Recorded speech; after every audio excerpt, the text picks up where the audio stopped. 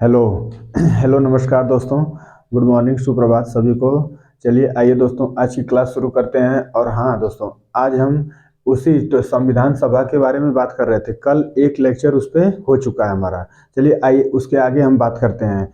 तो हम बात कर चुके थे कि कैबिनेट मिशन हमारा भारत आ चुका था, उसमें चुनाव भी हो चुके थे। तो अब उसके आगे बैठक की बात होती है कि बैठकें होती हैं। तो देखिए, संविधान सभा की पहली बैठक जब होती है 9 दिसंबर 1946 को दोस्तों होती है। तो इसको नोट करिए यहाँ पे पॉइंट डाल के कि संविधान सभा की पहली बैठक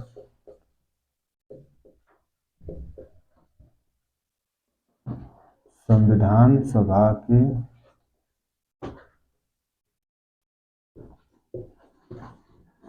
पहली बैठक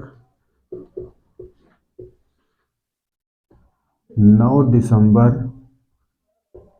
1946 को होती है। ठीक, 9 दिसंबर 1946 को होती है। संविधान सभा की पहली बैठक 9 दिसंबर 1946 को होती है। अब इस बैठक में यहाँ पे एक पॉइंट और नोट कर लीजिएगा कि अस्थायी अध्यक्ष के रूप में सच्चिदानंद सिन्हा को चुना गया था। तो इसमें अस्थायी अध्यक्ष,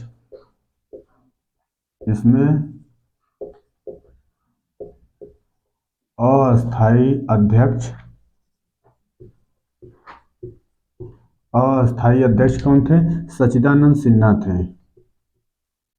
सच्चिदानंद सिन्हा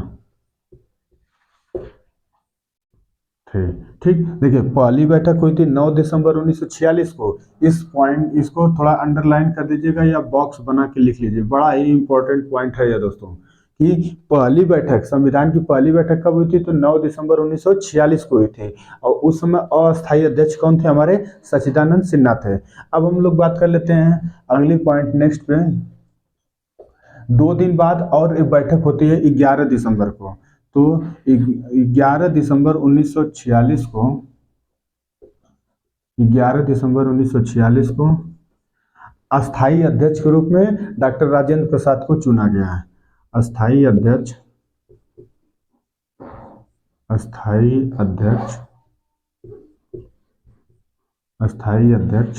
डॉक्टर राजेंद्र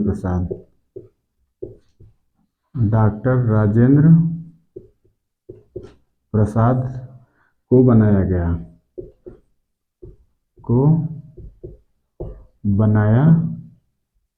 गया। देखिए दोस्तों, अभी तक इसके पहले यह अस्थायी अध्यक्ष थे, मतलब ये टेम्पररी तौर पे एक तरह से बोलिए कि अध्यक्ष थे। लेकिन अस्थायी अध्यक्ष कौन बने? तो डॉक्टर राजेंद्र प्रसाद बने। इसको नोट कर लीजिए पॉइंट। अगली पॉइंट पे आते हैं हम लोग।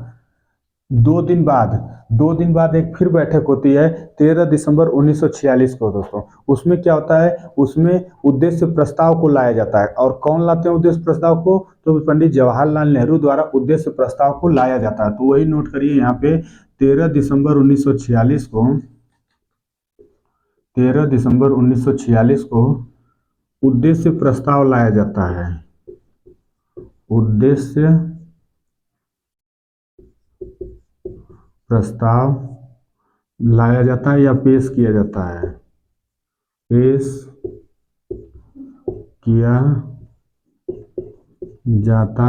लाया जाता है किसके द्वारा? तो पंडित जवाहरलाल नेहरू जी के द्वारा। पंडित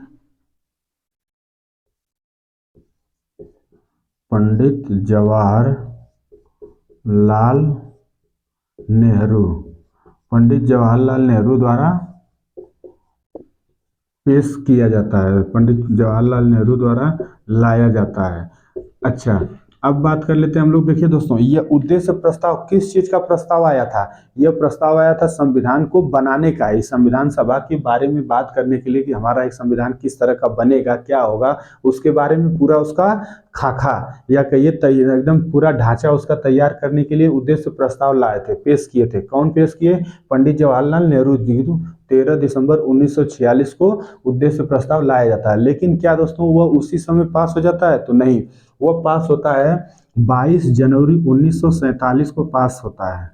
इसको नोट कर लिए, यह डेट बड़ा इंपॉर्टेंट है। 22 जनवरी 1947 को 22 जनवरी 1947 को यह प्रस्ताव पास होता है। यह प्रस्ताव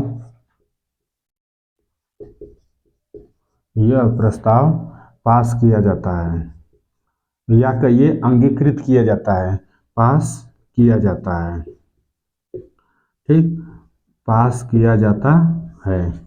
इसको नोट कर लीजिए कि देखिए क्या पॉइंट क्या था इसमें। 13 दिसंबर 1946 को उद्देश्य प्रस्ताव लाया जाता है। संविधान सभा के बारे में बात करने के लिए उद्देश्य प्रस्ताव लाया जाता है। किसके द्वारा लाया जाता है? तो पंडित जवाहरलाल नेहरू जी के द्वारा लाया जाता है। और दोस्तों यह पास कब हुआ था? मतलब कि उस समय तो लाया गया, लेकिन फिर इसके बाद इस पर कुछ बातचीत हुई, चर्चा हुई, चली, तो यह 22 जनवरी 1947 को यह प्रस्ताव पास कर दिया गया था। नेक्स्ट पॉइंट, अगली पॉइंट बना के लिखिए कि संविधान सभा के विचार विमर्श देने वाले कौन थे? मतलब कि इसके बारे में जो सलाह देने वाले थे, तो बी.एन. राव को संवैधानिक सलाहकार बनाया गया था। बी.एन. राव संवैधानिक सलाहकार थे। संवैधानिक सलाहकार के रूप में नियुक्त हुए। बी.एन. राव जो हैं संवैधानिक सलाहकार के रूप में नियुक्त थे, या इनको माना जाता है, संवैधानिक सलाहकार माना जाता है। इस तरह से लिख लीजिए डायरेक्ट, बी.एन. राव को संवैधानिक सलाहकार माना जाता है। इतनी पॉइंट नोट कर लीजिए दोस्तों। चलिए आगे चलते हैं। आइए अगली पॉइंट हम लोग नोट कर लेते हैं कि संविधान सभा में टोटल, देखिए संविधान सभा के लिए टोटल 114 दिन की बहस चली थी दोस्तों। इस पॉइंट को नोट कर लीजिएगा कि संविधान के प्रारूप समिति पे, संविधान के समस्त प्रारूप, संविधान के समस्त प्रारूपों में 114 दिन की बहस चली थी। बड़ा ही इंपॉर्टेंट पॉइंट है ये, थोड़ा सा टेक्निकल पॉइंट है कि इसको पूछ देता है कभी कभी एग्जाम में कि कितने दिन बहस चली थी। तो 114 दिन बहस चली।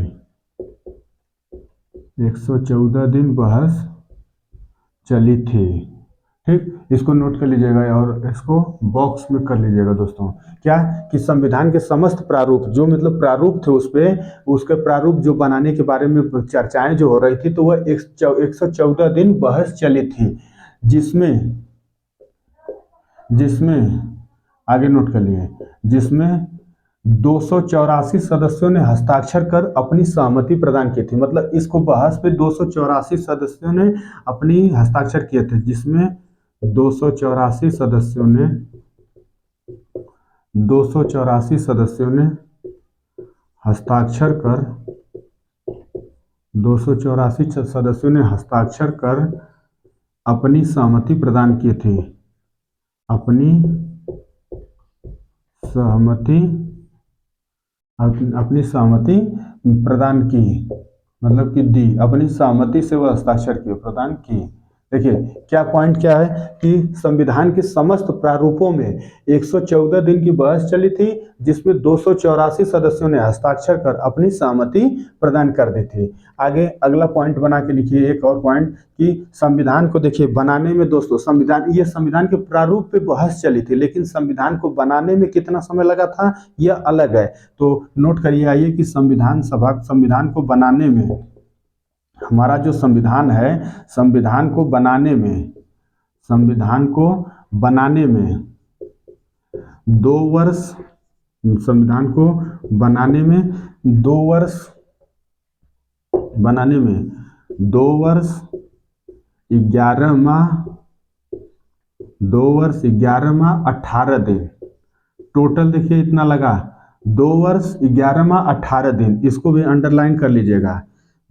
संविधान को बनाने में 2 वर्ष 11 माह 18 दिन का समय लगा। 18 दिन का समय लगा।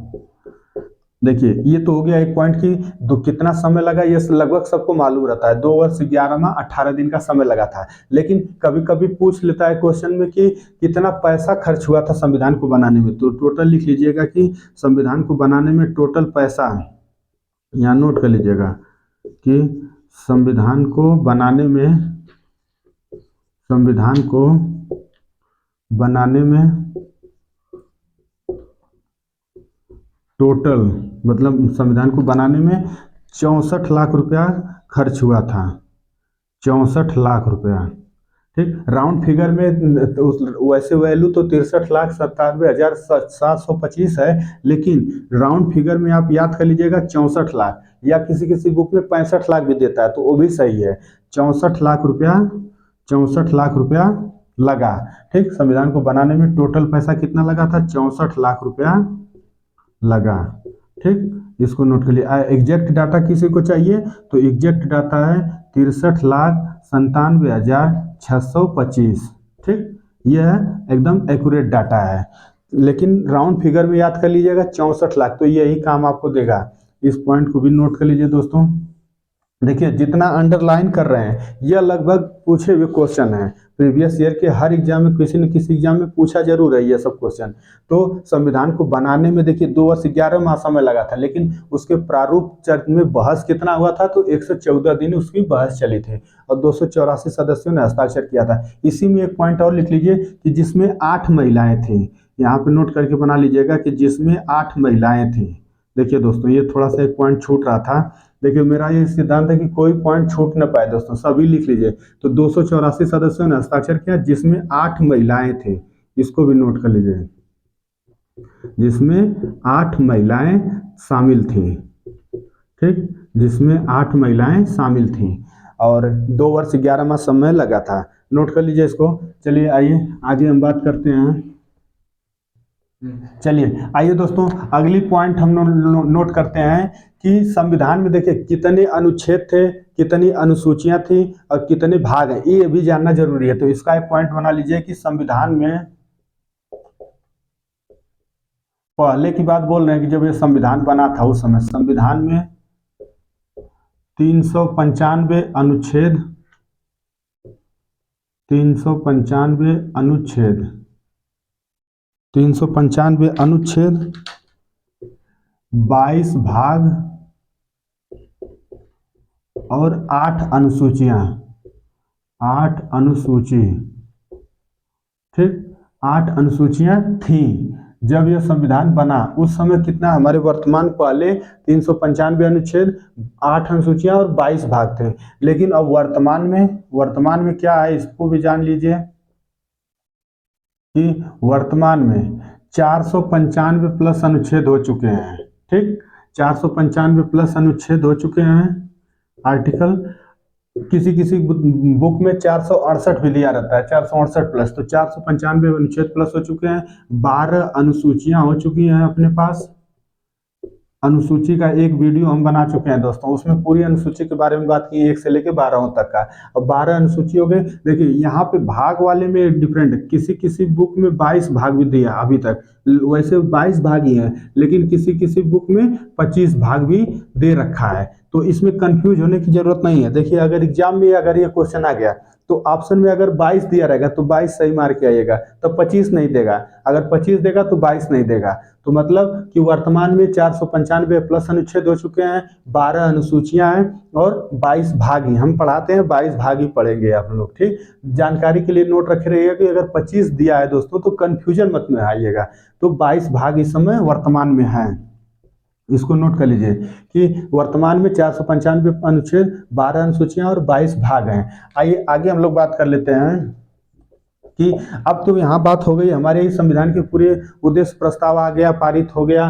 फिर अब बात करते हैं कि जो संविधान के प्रारूप थे, प्रारूपों को एक उसके विचार विमर्श करके एक प्रारूप समिति बनाई गई उसकी। तो प्रारूप समिति के हेड कौन थे? तो प्रारूप समिति के हेड बाबा साहब थे, भीमराव अंबेडकर जी थे। इसका गठन कब हुआ था? तो 29 अगस्त 1947 को हुआ था। आइए इसको नोट करते हैं हम लोग कि संविधान के प्रारूपों को विचार विमर्श करने के लिए, नोट करिए हमारे साथ, संविधान के प्रारूपों पर विचार, संविधान के प्रारूपों पर विचार विमर्श करके, विचार विमर्श करके प्रारूप समिति का गठन होता है। प्रारूप समिति बड़ा ही इंपॉर्टेंट है, सबसे मोस्ट इंपॉर्टेंट यह है, प्रारूप समिति का गठन होता है। ठीक, देखिए क्या लिखा है, प्रारूपों पर विचार विमर्श करके प्रारूप समिति का गठन होता है, जिसके अध्यक्ष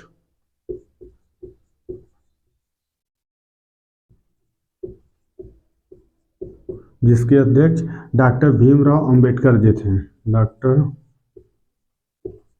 भीमराव अंबेडकर, डॉक्टर भीमराव अंबेडकर जी थे।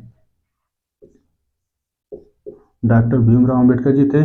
इसका गठन, अब इसका गठन भी लिख लीजिए, इसका गठन कब हुआ था, मतलब ये कब बना, तो ये इसका गठन 29 अगस्त 1947 को बना है। यह पॉइंट अंडरलाइन कर लीजिएगा या बॉक्स में बना लीजिए, ठीक, कि इसका गठन कब हुआ, 29 अगस्त 1947 को इसका गठन हुआ। इसमें देखिए मेंबर कितने होते हैं, सदस्य भी नोट कर लीजिए। इसमें प्रारूप समिति में जो है सदस्य, प्रारूप समिति में मेंबर कितने होते हैं, तो एक अध्यक्ष होता है और एक अध्यक्ष के अलावा 6 मेंबर और होते हैं, मतलब टोटल 7 मेंबर होते हैं, लेकिन एक हमारे अध्यक्ष होते हैं और 6 अन्य मेंबर होते हैं। एक जो होता है यह अध्यक्ष होता है, हेड होता है, इसका प्रारूप समिति का हेड होते हैं और 6 अन्य मेंबर होते हैं, इसको नोट कर लीजिएगा, अन्य सदस्य हैं। अगर पूछेगा कि प्रारूप समिति में टोटल कितने सदस्य हैं, तो टोटल 7 सदस्य हैं, लेकिन अगर बोलेगा कि अध्यक्ष के अलावा कितने सदस्य हैं, तो 6 सदस्य हो जाएंगे। इन दोनों में थोड़ा सा अंतर है, आप लोग इसको ध्यान में रखिए। चलिए इतना नोट कर लीजिए, फिर आगे हम बात करते हैं। आइए दोस्तों अगले पॉइंट पे हम लोग नोट करते हैं। अगली पॉइंट नोट कर लीजिए कि 26 नवंबर 1949 को, 26 नवंबर 1949 को संविधान सभा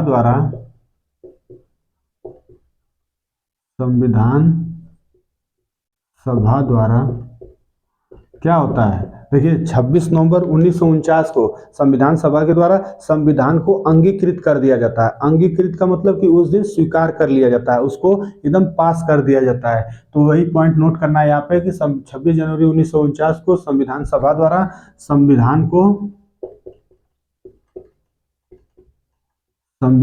को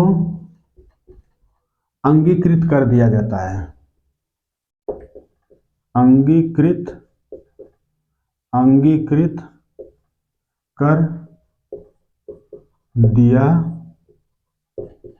जाता है। देखिए अंगीकृत शब्द अगर कहीं पे भी आ गया तो समझिए या तो इसका मतलब होता है स्वीकार करना, ठीक, स्वीकार कर लिया गया कि भारत का संविधान सभा पूरा बन के उसको स्वीकार कर दिया गया, एक्सेप्ट कर लिया गया। अब हम लोग आगे बात कर लेते हैं। इसी दिन 26 नवंबर को जब यह संविधान इस दिन अंगीकृत कर लिया गया, स्वीकार कर लिया गया, इसी दिन नोट कर लीजिए, इस दिन को क्या बनाया जाता है, तो इस दिन को विधि दिवस के रूप में मनाया जाने की निश्चय किया गया। तो नोट कर लीजिएगा कि इस दिन को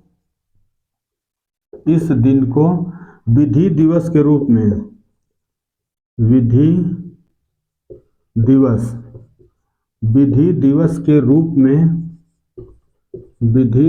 के रूप में मनाए जाने का निश्चय किया गया। मनाए जाने का निश्चय किया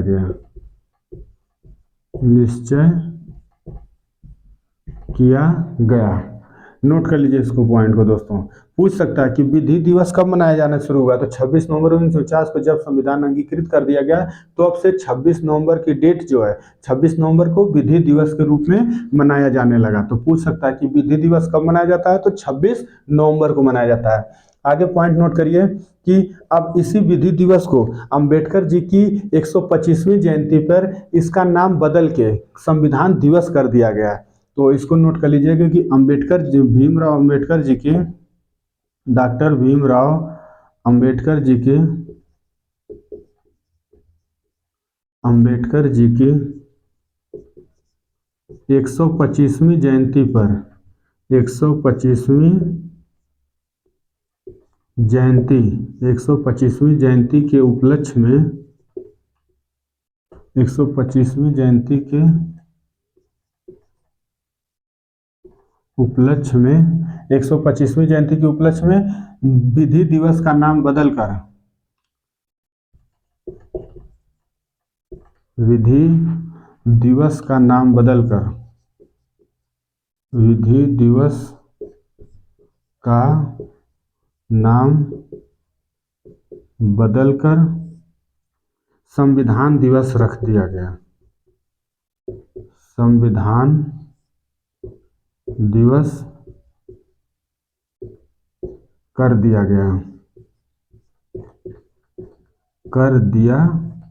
गया। ठीक। अब कब 26 नवंबर को ही रहेगा, डेट कब से रहेगा तो 26 नवंबर को ही नोट कर लीजिएगा कि 125वीं जयंती के उपलक्ष्य में विधि दिवस का नाम बदलकर संविधान दिवस कर दिया गया। तो संविधान दिवस कब मनाया जाएगा तो 26 नवंबर को मनाया जाएगा। या कहीं पूछेगा कि विधि दिवस के रूप में कब मनाया जाता था तो 26 नवंबर को ही मनाया जाता है। अब हम अगली पॉइंट को नोट कर लीजिए कि 24 जनवरी 1950 को 24 जनवरी 1950 को संविधान मतलब कि पूरा अंतिम बैठक हुए थे। संविधान की अंतिम बैठक हुई थी। तो नोट कर लीजिए 24 जनवरी 1950 को संविधान की अंतिम बैठक हुई थी। संविधान सभा की अंतिम बैठक हुई थी। अंतिम बैठक हुई थी। इसको भी नोट कर देखिए, प्रथम बैठक और अंतिम बैठक दोस्तों बड़ा इंपॉर्टेंट है। पहली बैठक कब हुई थी याद करिए 9 दिसंबर 1946 को हुई थी और अंतिम बैठक कब हुई तो 24 जनवरी 1950 को संविधान सभा की अंतिम बैठक हुई थी। आगे एक पॉइंट और नोट कर लीजिए कि 26 जनवरी 1950 को 26 जनवरी 1950 को मतलब क्या हो गया था, हमारा देश आज़ाद हो गया था। संविधान पूरा बन के तैयार लागू कर दिया गया था। इसको 26 जनवरी 1950 को संविधान को लागू कर दिया गया। संविधान को लागू कर दिया गया। लागू देखिए पूछेगा तो डेट अलग हो जाएगा, अंगीकृत बोलेगा तो डेट अलग हो जाएगा और अंतिम बैठक हुई थी तो तीनों का डेट अलग अलग है। देखिए 26 जनवरी 1950 को संविधान को लागू कर दिया गया। ठीक, मतलब कि लागू कर दिया गया, मनाया जाने लगा। यहाँ पे इतना नोट कर लीजिए इसको। चलिए देखिए क्या हो गया, 26 जनवरी 1950 को हमारा भारत का संविधान लागू कर दिया गया। यहाँ नोट कर लीजिएगा। अब देखिए आज के लिए इतना ही दोस्तों। देखिए हम पूरा संविधान की पहली बैठक से लेके अंतिम बैठक तक पूरा लागू जब तक हुआ, इससे जितने संबंधित क्वेश्चन बनने वाले थे सभी देखिए आपको बारे में उसके बारे में दोस्तों आप लोगों के सामने उसको रखे। तो चलिए आज के लिए इतना ही। फिर हम इस तरह का नेक्स्ट वीडियो, इसके आगे जो भी टॉपिक मतलब जो भी संविधान सभा में टॉपिक बनेगा जिससे संबंधित क्वेश्चन रहेगा उसको सब अगली वीडियो में आपको मिलेगा। तो चलिए आज के लिए इतना है दोस्तों। तो फिर मिलते हैं हम लोग नेक्स्ट वीडियो पे। वीडियो पूरा देखिएगा। अगर कुछ न कुछ जानकारी मिले दोस्तों, सीखने को कुछ भी मिले तो एक बार लाइक जरूर करिएगा। थैंक यू दोस्तों।